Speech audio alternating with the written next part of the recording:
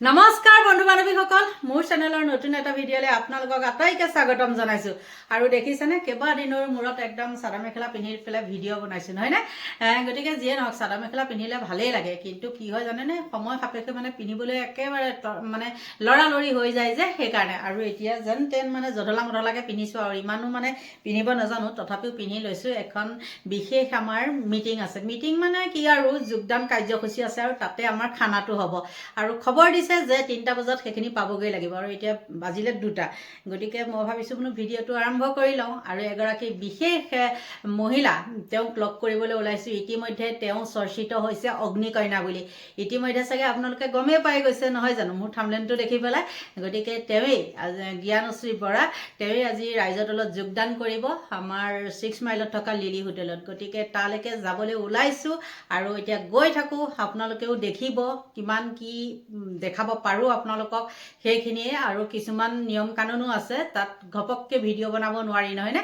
আৰু মানে কি নবনাবি বুলি ক'লে বেয়া লাগে হয় নে নহয়? কিন্তু সেই তেনেকৈ আমাক নকয়, আৰু আমি নিজেও জানো ক'ত কেনেকৈ কি ভিডিঅ'টো বনাব লাগে, আমিও জানো। গতিকে যিয়ে নহওক, তেওঁক আমি মানে কি হৈছে, বিয়া হোৱাৰ পিছতেই তেওঁ বিয়ালৈ মই যাব নোৱাৰিলোঁ। বিয়া হোৱাৰ পিছতে তেওঁ যেতিয়া চাকৰিত মানে যোগদান কৰিছিলে, মনটো যিয়ে নহওক একোণত মানে অকণমান খুন্দা মাৰি ধৰিছিলে। তাৰপিছত ভাবিলোঁ নাই, অকলটো ৰাজনীতি কৰি থাকিলেই নহ'ব, তেওঁৰো মানে এটা সুন্দৰ জীৱন আছে, আৰু সংসাৰো কৰিলে যিহেতু, গতিকে চাকৰি এটাৰ প্ৰয়োজন তেওঁ কৰিলে। কিন্তু তেওঁ দেখাই দিলে যে তেওঁ চাকৰি লোভী নহয়।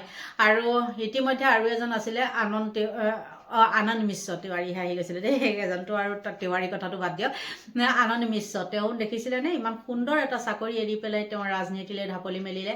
আৰু শিক্ষিত মানুহ লাগে, শিক্ষিত মানুহ নহ'লে দেখিছেই আপোনালোকে, ভুৱা চাৰ্টিফিকেট লৈ পেলাই মানে এতিয়া ৰাজনীতিখন একদম শেষ কৰি পেলাইছে। গতিকে বন্ধু বান্ধৱীসকল, এতিয়া গৈ থাকোঁ। আৰু মোৰ লগৰ এগৰাকীও আহি আছে নাৰেংগীৰ পৰা, তেওঁকো আপোনালোকে চিনি পায়, মোৰ ভিডিঅ'ত দেখিয়ে থাকে। গতিকে দুয়োজনী লগ হ'ম বৰবাৰীতে, হৈ পেলাই এতিয়া গৈ থাকিম। আৰু আজি 3 বছৰমানৰ মূৰতহে আমি জ্ঞানশ্ৰীক লগ পাম। গতিকে ব'লক।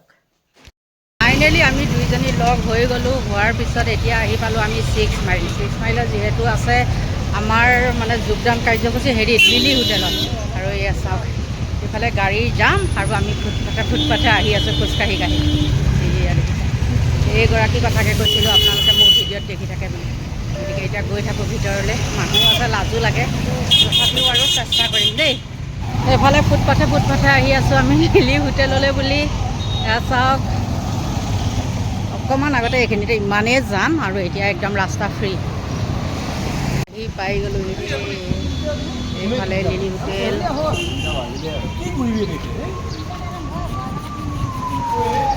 ভিতৰলৈ গৈ থাকোঁ।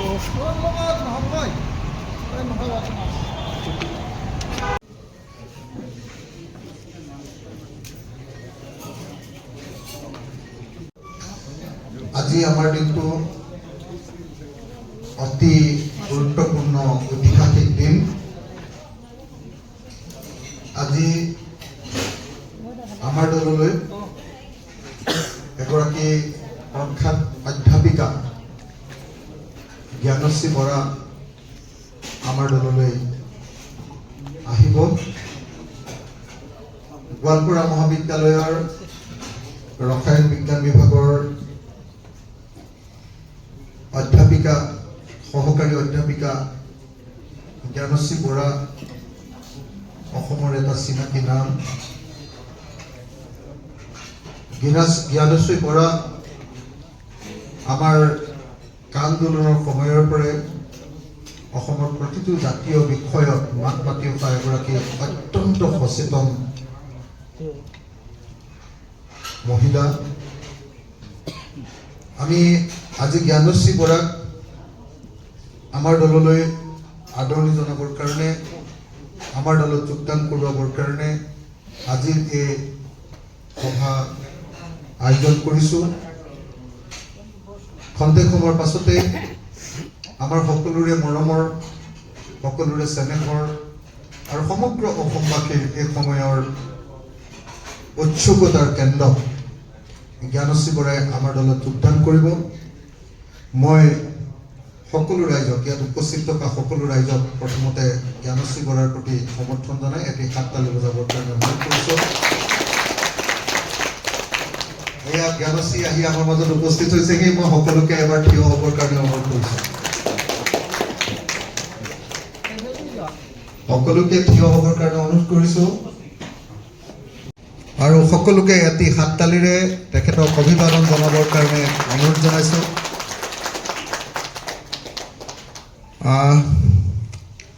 এতিয়া প্ৰথমতে আমি জ্ঞানশ্ৰীক সম্বৰ্ধনা জনাব খুজিছোঁ। আজি গোটেই প্ৰগ্ৰেমটো জ্ঞানশ্ৰী কেন্দ্ৰিক হয়। আজি আমি প্ৰথমতে জ্ঞানশ্ৰীক সম্বৰ্ধনা জনাব খুজিছোঁ আৰু আমাৰ দলৰ জেনেৰেল ছেক্ৰেটাৰী অলক নাথ ডাঙৰীয়াই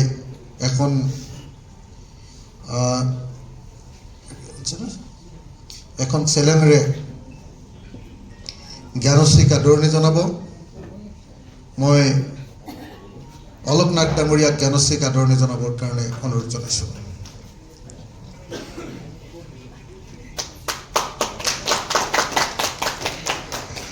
আৰু মই নিজেও আজি জ্ঞানশ্ৰীৰ কাৰণে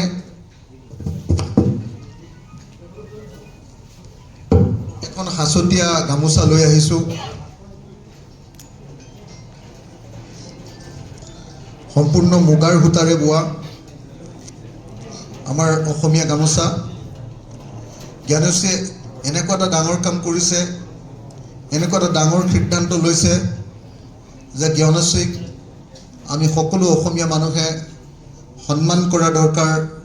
সকলো অসমীয়া মানুহে তাৰ প্ৰতি মৰম শ্ৰদ্ধা জ্ঞাপন কৰা দৰকাৰ, শুভেচ্ছা জনোৱা দৰকাৰ আৰু তাই যাতে অনাগত যিবিলাক দিন, তাই যাতে ভৱিষ্যতৰ যি দিন, সেই দিনবিলাক যাতে সঁচাকৈ প্ৰত্যাহ্বানপূৰ্ণ হ'ব পাৰে, কিন্তু সেই দিনবিলাক যাতে ভাল দিন হৈ উঠে, তাৰ কাৰণে শুভেচ্ছা জনাবৰ কাৰণে মই নিজ হাতেৰে তেওঁক এখন জ্ঞানশ্ৰীক গামোচাৰে, মুগাৰ গামোচাৰে আদৰণি জনাব।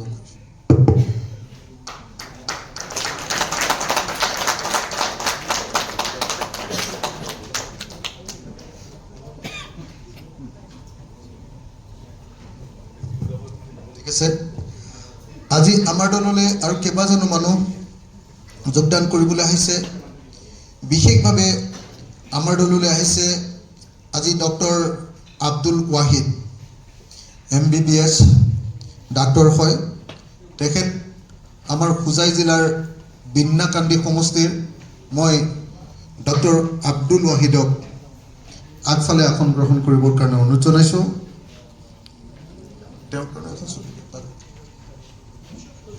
ডাক্তৰ ৱাহিদক আমি ইয়াত বহিবৰ কাৰণে অনুৰোধ জনাইছোঁ। ডাক্তৰ আব্দুল ৱাহিদ, সকলোৱে এটা হাত তালি বজাব বুলি আশা প্ৰকাশ কৰিছোঁ। তদুপৰি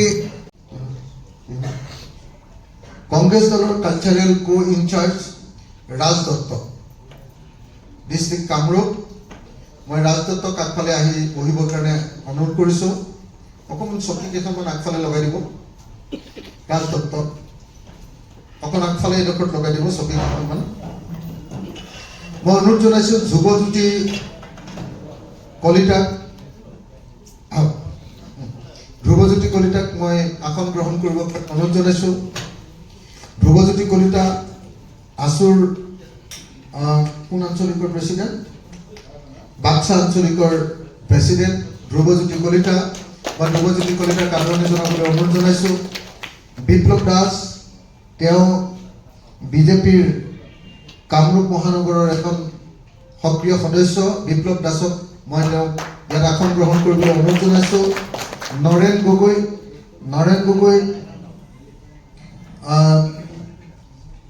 তেওঁ কংগ্ৰেছৰ এজন সদস্য। মই নৰেন গগৈ ডাঙৰীয়াক ইয়াত আসন গ্ৰহণ কৰিবলৈ অনুৰোধ জনাইছোঁ।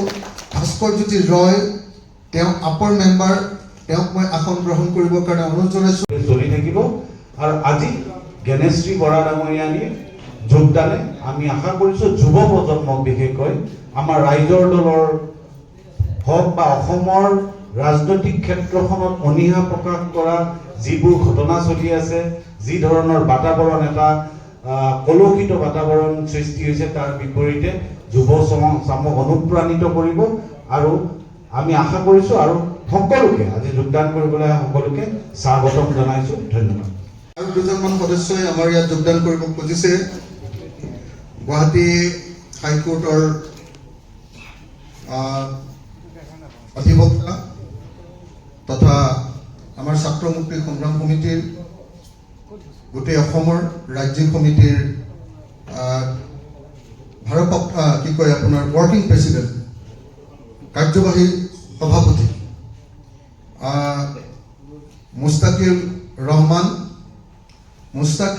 মুস্তাকিজুৰ ৰহমানক আমি ৰোজ বুলি জানো। ৰোজে আজি আমাৰ দলত যোগদান কৰিব। মই ৰোজকো ওপৰত বহিবৰ কাৰণে অনুৰোধ জনাইছোঁ। ৰোজ আৰু জেহৰুল খান, বৰপেটাৰ এণ্টাৰপ্ৰেনিয়াৰ জেহৰুল খান, তেওঁ আজি যোগদান কৰিব।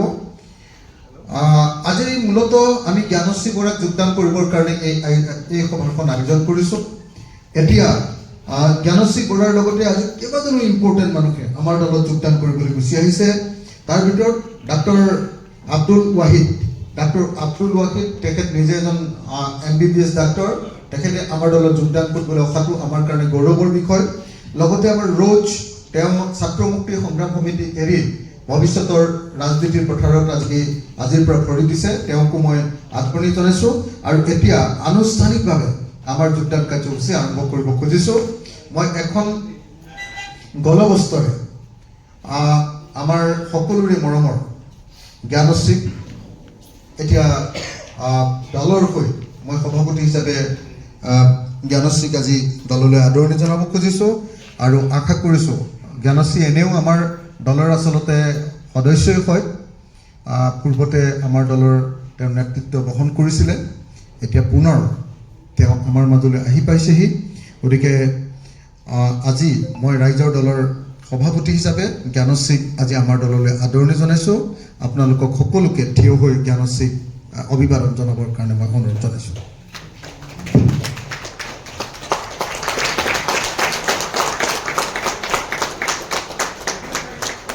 ৰাইজৰ দল,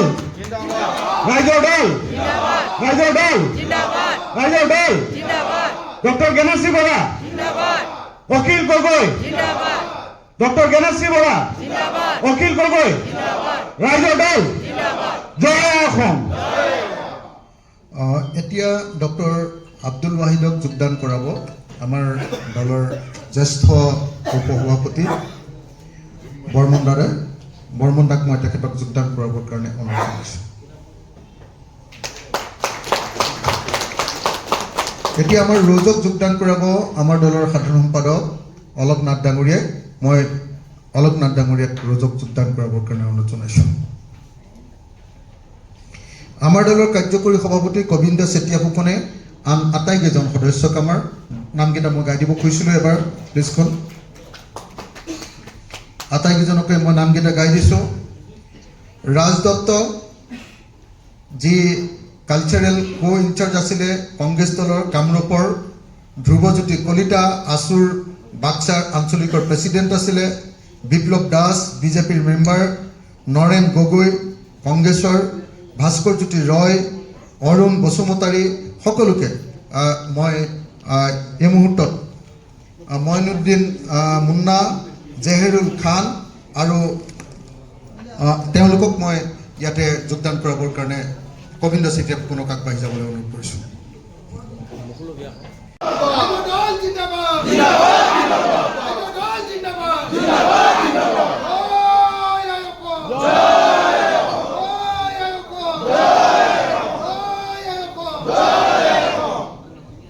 নেতৃবৃন্দ তথা সদস্যসকল, আজি নতুনকৈ যোগদান কৰা সদস্যসকল, শ্ৰদ্ধাৰ সংবাদকৰ্মীসকল আৰু ইয়াত সমবেত ৰাইজ,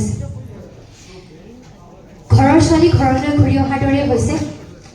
মই নাজানো অসমৰ ৰাজনৈতিক প্ৰেক্ষাপটত কোনোবাই দল এৰি যায় আৰু দলৰ পৰা বিদায় দিয়া দিনাখন গামোচা পিন্ধাই সম্বৰ্ধনা জনাই মূৰত জাপি পিন্ধাই বিদায় দিয়া হয়নে নহয়? মোক দিয়া হৈছিল। ৰাছিল দাই টুপি পিন্ধাই জাপি পিন্ধাই মোক সম্বৰ্ধনা জনাই দলৰ পৰা বিদায় দিছিল চাকৰি কৰিবলৈ। আৰু আজি চাকৰি এৰি যেতিয়া উভতি আহিছোঁ, মোক কলেজৰ পৰাও একেদৰে বিদায় দিয়া হৈছে সম্বৰ্ধনা জনাই মোৰ ছাত্ৰ ছাত্ৰীয়ে যথেষ্ট মৰমেৰে দুখেৰে কিন্তু মৰমেৰে বিদায় দিছে গতিকে আৰু তাৰ পাছত অসমৰ ৰাইজে মোক যিদৰে আঁকোৱালি লৈছে যোৱা দুটা দিনত অসমৰ সামাজিক মাধ্যম সংবাদ মাধ্যমক মোক যিদৰে আশীৰ্বাদ দিছে এয়া মোৰ বাবে আটাইতকৈ ডাঙৰ সম্পদ মোৰ বাবে আটাইতকৈ ডাঙৰ সাহস মই বহুত বিশেষ কথা ক'ব নিবিচাৰো বিগত দিনবোৰত অসমৰ যোনটো ৰাজনৈতিক পৰিৱেশ সেই ৰাজনৈতিক পৰিৱেশবোৰ দেখি যথেষ্ট ভয় লাগি আহিছিল আমাৰ ভৱিষ্যত প্ৰজন্মটো কোন দিশে যাব ইমান ঘৃণা ইমান হিংসা ইমান বিদ্বেষ ইমান বিশৃংখলতাৰ মাজত যদি ৰাজনৈতিক পৰিৱেশ এটা ৰাজনৈতিক বাতাবৰণ এটা সদায় বৰ্তি থাকিবলৈ হয় তেন্তে উত্তৰ প্ৰজন্মৰ ভৱিষ্যত একেবাৰে অন্ধকাৰ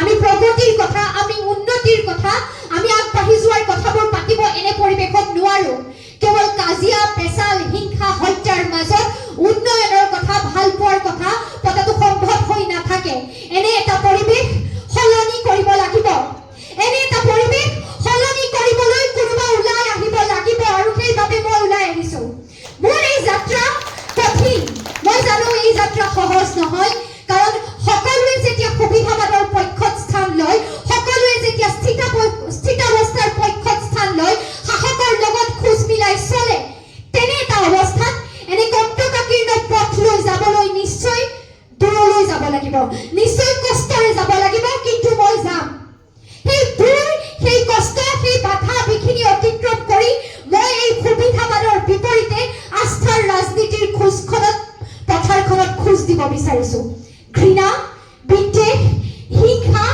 বিশৃংখলতাৰ ৰাজনৈতিক পৰিৱেশটোৰ বিপৰীতে মই আস্থাৰ ৰাজনীতি কৰিব বিচাৰিছো বিশ্বাসৰ ৰাজনীতি কৰিব বিচাৰিছো এই ঘৃণা বিদ্বেষৰ পৰিৱেশত মই প্ৰেম আৰু ভাল পোৱাৰ ৰাজনীতি কৰিব বিচাৰিছো মানুহে মানুহক ভাল পোৱাৰ ৰাজনীতি কৰিব খুজিছো হাতে হাত ধৰি সকলো জাতি ধৰ্ম বৰ্ণ নিৰ্বিশেষে প্ৰতিটো স্তৰৰ মানুহক একে লগত সমান খোজেৰে আগবঢ়াই লৈ যোৱাৰ ৰাজনীতি কৰিব বিচাৰিছো মই অসমৰ ৰাজনৈতিক প্ৰেক্ষাপটটো এনে এটা অৱস্থালৈ যোৱাটো বিচাৰিছো য'ত আমি সমস্যাৰ কথা কওঁ সমস্যাৰ সমাধানৰ কথা কওঁ য'ত উত্তৰ প্ৰজন্মই সুৰক্ষিত ভৱিষ্যত এটা কেনেদৰে পাব য'ত শান্তি কেনেদৰে বৰ্তি থাকিব য'ত আস্থা কেনেদৰে বৰ্তি থাকিব বিশ্বাস কেনেদৰে বৰ্তি থাকিব সেই কথাবোৰ আলোচনা হ'ব য'ত শিক্ষাৰ কথা আলোচনা হ'ব স্বাস্থ্যৰ কথা আলোচনা হ'ব ইণ্ডাষ্ট্ৰিয়েলাইজেশ্যনৰ কথা আলোচনা হ'ব ব্লিংকিট জমেটত কাম কৰা ল'ৰাজনৰ পৰা খেতি কৰা মানুহজন স্বাৱলম্বী হ'বলৈ চেষ্টা কৰি থকা প্ৰতিজনী ছোৱালী প্ৰতিটো ল'ৰাৰ সমস্যাবোৰ আমাৰ গৃহিণীসকলৰ সমস্যাবোৰ শিক্ষিত প্ৰজন্মৰ নৱ প্ৰজন্মৰ সমস্যাবোৰ কিদৰে সমাধান হ'ব তাৰ কথা আলোচনা হ'ব কেৱল ইজনে সিজনক গালি পাৰি হিংসাৰ নামত ধৰ্মৰ নামত জাতি ধৰ্মৰ নামত বিভাজনৰ ৰাজনীতিৰ বিপৰীতে শংকৰদেৱ গুৰুজনাই দেখাই থোৱা বাটেৰে আৰু বাণীৰে সকলো জাতি ধৰ্ম বৰ্ণ নিৰ্বিশেষে হাতে হাত ধৰি একতাৰ ৰাজনীতি কৰিব বিচাৰিছো এই ৰাজনৈতিক ক্ষেত্ৰত মই জানো যে আজিৰ প্ৰজন্মই বিচৰা ৰাজনৈতিক ক্ষেত্ৰখন হয়তো মই ভবাৰ দৰে হয় অন্ততঃ জেন আলফাৰ যুগত আমি পুৰণিকলীয়া ঘৃণাৰ কথা কোৱা পুৰণিকলীয়া চিন্তাৰে বৰ্তি থকা মানুহবোৰক সমূল অংশে আঁতৰাই আজিৰ প্ৰজন্মই অসমৰ ভাৰতৰ ৰাজনীতি কেনে হোৱাটো বিচাৰে তাক প্ৰতিষ্ঠা কৰিব পাৰিব লাগিব তাক প্ৰত্যাহ্বান জনাই এক নতুন ৰাজনৈতিক ধাৰাৰ সৃষ্টি কৰিব পাৰিব লাগিব আৰু মই ভাবো যে মই যি বাটেৰে খোজ লৈছো যদি মই তাত 1% সফল হওঁ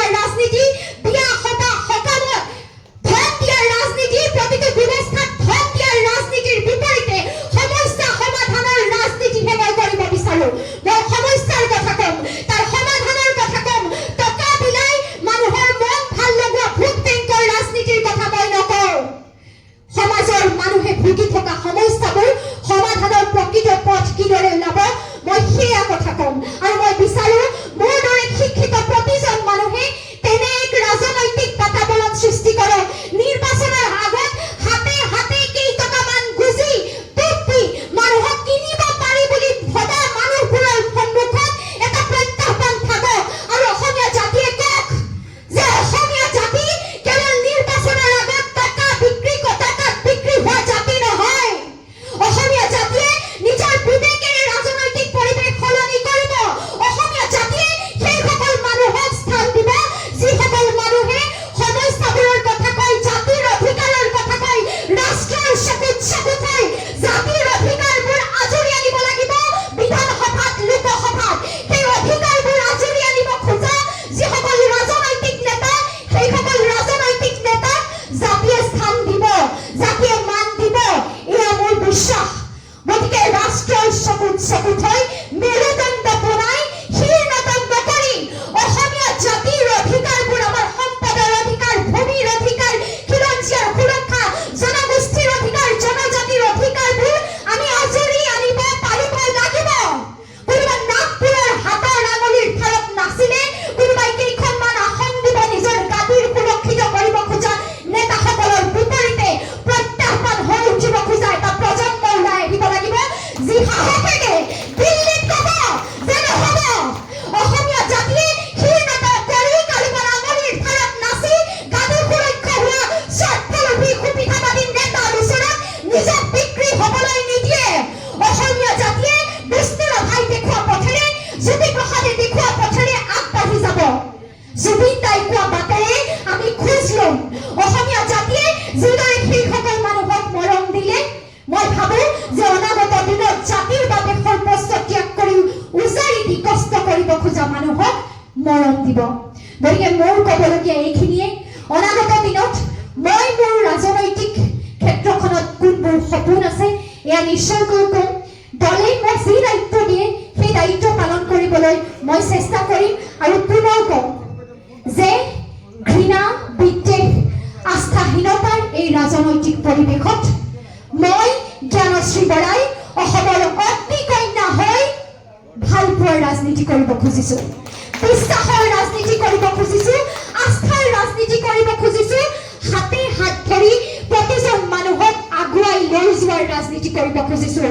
যদি মোৰ এই পথ শুদ্ধ, যদি এই মোৰ পথ সত্যত আছে, আদৰ্শত আছে, মই মোৰ আদৰ্শৰ পৰা বিচলিত নোহোৱাকৈ আছো, তেতিয়াহ'লে মই অসমৰ দল মত নিৰ্বিশেষে যিকোনো আদৰ্শত বিশ্বাসী প্ৰতিজন ব্যক্তিৰ ওচৰত এটাই অনুৰোধ কৰিম যে আশীৰ্বাদ দিয়ক। এটা প্ৰজন্ম যাতে ৰাজনীতিৰ প্ৰতি আকৃষ্ট হয়, ৰাজনীতিও যে এক ভৱিষ্যতৰ বিকল্প হ'ব পাৰে, ভাল পথ হ'ব পাৰে, ভাল মানুহ যে ৰাজনীতিত থাকে, এনে এটা পৰিৱেশ যাতে সূচনা হ'ব পাৰে, তাৰ বাবে উঠি অহা প্ৰজন্মৰ প্ৰতিজন যুৱক যুৱতীক আশীৰ্বাদ দিয়ক। মোৰ এই যাত্ৰাত মই অসমৰ প্ৰতিজন ৰাইজ সহযাত্ৰী হ'ব বুলি আশা ৰাখিছো। যোৱা 2টা দিনত আপোনালোকে মোক যিদৰে মৰম ভাল পোৱাৰে উপচাই দিছে, সেই মৰম ভাল পোৱাৰ বাবে সকলোকে ধন্যবাদ জনাইছো। ৰাইজৰ দলৰ প্ৰতিজন বিষয়ববীয়াক, সভাপতি মহোদয়ক মই ধন্যবাদ জনাইছো। আৰু মই মোৰ কথাটো এটা বাক্যৰে শেষ কৰিব বিচাৰিছো। আজিৰ পৰা মই মোৰ যাত্ৰা সঁচা অৰ্থত আৰম্ভ কৰিছো। এই যাত্ৰা অত্যন্ত জটিল, অত্যন্ত কষ্টকৰ, অত্যন্ত দুৰ্গম, কিন্তু এই যাত্ৰাত মই এক মুহূৰ্তৰ বাবেও বিচলিত নহওঁ, মই এক মুহূৰ্তৰ বাবেও স্তব্ধ নহওঁ। মোৰ এই যাত্ৰাত কোনো বাধা বিঘিনি, কোনো লোভ প্ৰলোভনে মোক কিনিব নোৱাৰে। এনেকুৱা কোনো টকা পইচা জন্ম হোৱা নাই যে অনাগত দিনত জ্ঞানশ্ৰী বৰাক কিনি ল'ব পাৰিব। মোৰ এই যাত্ৰা কোনেও স্তব্ধ কৰিব নোৱাৰে। মই অসমৰ ৰাজনৈতিক ইতিহাসত ৰাইজে কোৱাৰ দৰে অগ্নিকন্যা হৈ জীয়াই থাকিব বিচাৰিছো, শোষিত বঞ্চিত জনতাৰ কণ্ঠ হৈ জীয়াই থাকিব বিচাৰিছো। আৰু আপোনালোকৰ যদি আশীৰ্বাদ থাকে, আপোনালোকে যদি মোৰ লগ দিয়ে, আপোনালোক যদি মোৰ সাহস হৈ থাকে, শক্তি হৈ থাকে, তেন্তে মই কথা দিছো মই পাৰিম আৰু মই কৰিম, আৰু মই কৰিমেই, মই কৰি দেখুৱাম। সেই প্ৰত্যেকটো প্ৰত্যাহ্বানৰ সন্মুখত জ্ঞানশ্ৰী বৰা এক নতুন প্ৰত্যাহ্বান হৈ থিয় দি উত্তৰ প্ৰজন্মক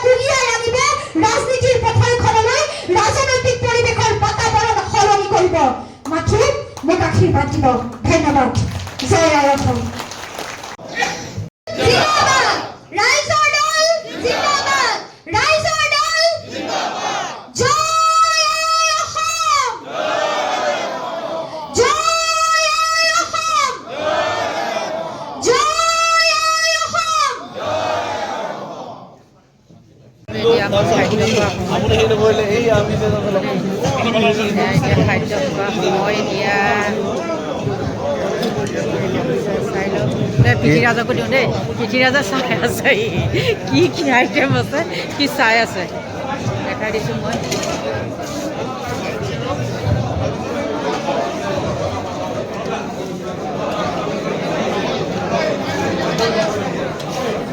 এইফালে এয়া বাইক দি আছে আৰু এইফালে আমি খোৱাৰ কাৰণে লাগি আছোঁ চাব দেই এইফালে আমি লাইনত থিয় হৈছোঁ দেই আমাৰ লাইন হোৱাটছআপ মেছেজ দি অকল মেছেজ ফোন নকৰিব প্লিজ হোৱাটছআপ মেছেজ দি যোৱাবাৰ হোৱাটছআপ মেছেজ দিছিলোঁ মোৰ ফোনটোৱে লক হৈ গ'ল বহুত দিনৰ মূৰত পালোঁ চাওকচোন আৰু এইফালে এয়া দেই বহুত দিনৰ মূৰত পাই ভাল লাগিলে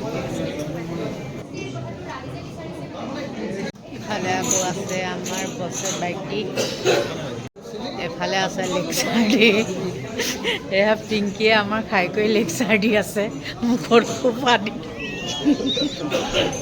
এয়া খাই কৰি লৈ লেকচাৰ এয়া